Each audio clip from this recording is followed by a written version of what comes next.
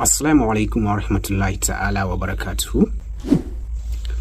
A yau za mu tattauna akan wani matashin ɗan siyasa da yake ci gaba da ɗaukan hankali a Najeriya, musamman ma a jihar Kaduna. Wannan matashin ba wani bane illa Bello Elrufa'i, wanda ake wa lakabi da jika hanta. Wasu suna ganin sa a matsayin sabon murya ga matasa, su kuma suna ganin yana da babban tasiri a siyasar Kaduna da ma Najeriya ta gaba.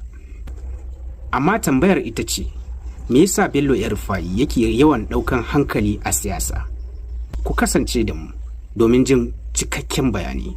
Bello Elrufa'i ɗan siyasa ne a jihar Kaduna, kuma ɗa ne ga tsohon gwamnan Kaduna, wato Nasir Ahmed Elrufa'i.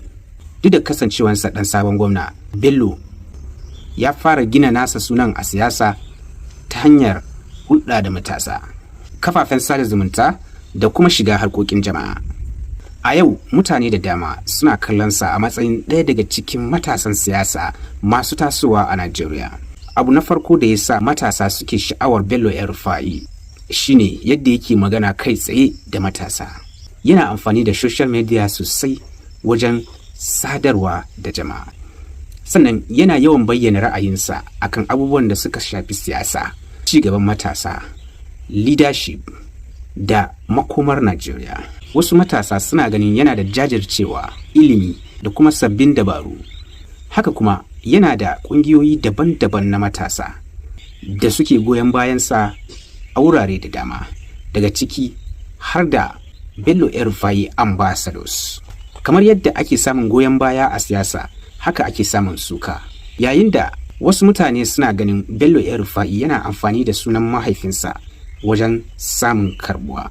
Amma duk da haka, Bello Elrufa'i yana ci gaba da kasancewa matasan siyasa a Najeriya da ake magana a kansu sosai. Tambaya a yanzu ita ce, shin Bello Elrufa'i zai zama ɗaya daga cikin manyan shugabannin Najeriya a nan gaba? Ko kuma zai tsaya ne a matsayin cikakken matashin ɗan siyasa daga Kaduna? Lokaci ne kawai dai ba da amsa. Amma abu ɗaya da babu shakka a kai shine sunansa, wato Bello Elrufa'i, yana ƙara yaɗuwa a siyasar Najeriya. Menene ra'ayinku akan Bello Elrufa'i? Kuna ganin yana da makoma mai kyau a siyasa? Ku rubuta ra'ayoyinku a comment section. Kar ku manta ku yi subscribing, ku yi liking, sannan ku danna ƙararrawa domin samun sabbin shirye-shiryenmu. Mun gode. Ni ne naku Ibrahim Garba Garbati. Sai mun sake haduwa.